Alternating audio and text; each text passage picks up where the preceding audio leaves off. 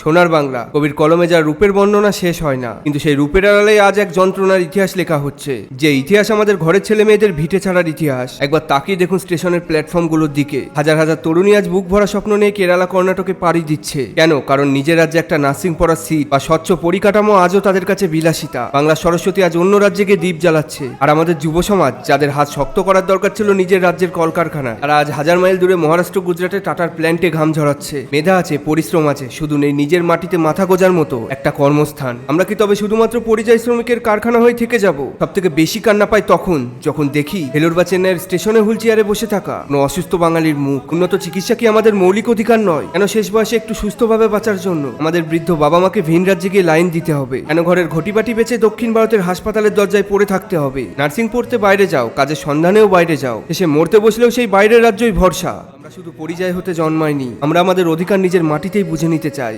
কতদিন বাংলার মেধা অন্য রাজ্যের ঘর আলো করবে? আর কবে